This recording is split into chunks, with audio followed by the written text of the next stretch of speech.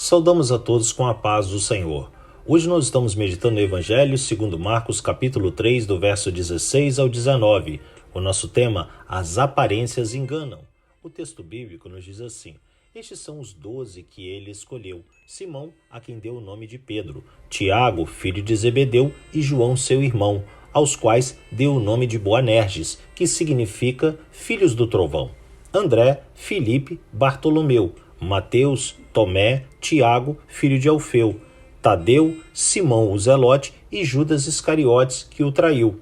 Meus amados, os nomes dos 12 seguidores de Cristo relacionados no texto lido são também citados nos Evangelhos segundo Mateus, capítulo 10, do verso 2 ao 4, e em Lucas 6, de 12 a 16. Nesses livros, assim como em Marcos, contém os registros sobre a história de vida, ministério e doutrinas pregadas por Jesus durante o tempo em que ele viveu na terra. As narrativas bíblicas relatam que, embora o Senhor tivesse inúmeros seguidores, ele decidiu por escolher apenas 12 testemunhas para participarem ativamente de seu ministério.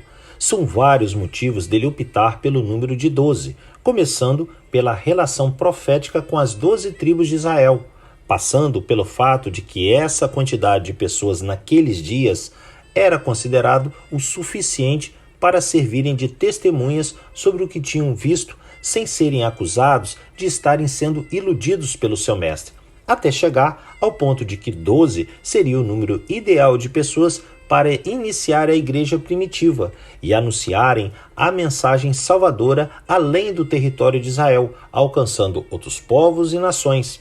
Pela ordem da lista acima, os 4 primeiros a serem convocados pelo Messias foram 4 pescadores: Simão, a quem ele pôs o nome de uma pedra, Pedro; Tiago e seu irmão João, que eram filhos de Zebedeu, e aos quais chamou de Boanerges, que quer dizer filhos do trovão, provavelmente se referindo às características marcantes dos dois irmãos, impetuosidade em falar e zelosos pela obra remidora, e André, irmão de Pedro.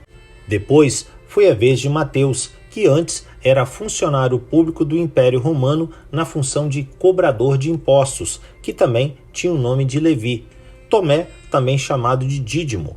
Tiago, filho de Alfeu, conhecido por Tiago Menor por ser o mais jovem, Marcos 15:40. Judas, também chamado de Lebeu ou Judas Tadeu, Lucas 6:16. Simão, chamado Zelote, provavelmente porque antes de ser discípulo de Jesus, ele era membro do fanático partido patriota dos Zelotes, que desejavam se revoltar contra o Império Romano. E finalmente, Judas Iscariotes, aquele que, mesmo pertencendo à mesma tribo de Jesus, a tribo de Judá, traiu o Filho de Deus.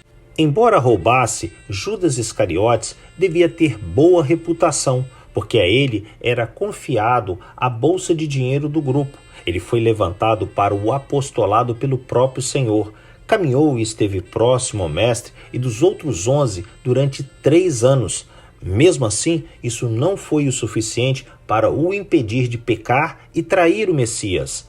As aparências enganam. Um comportamento exemplar, declarar que serve a Cristo e caminhar junto com os cristãos não garante a salvação. Por isso, a palavra instrui que devemos orar e vigiar em todo o tempo, para não cairmos em tentação e perdermos a bênção reservada para nós, os remidos, vivermos assim justificados eternamente de nossos pecados no paraíso. Que Deus assim nos abençoe em mais esse dia de meditarmos na sua palavra.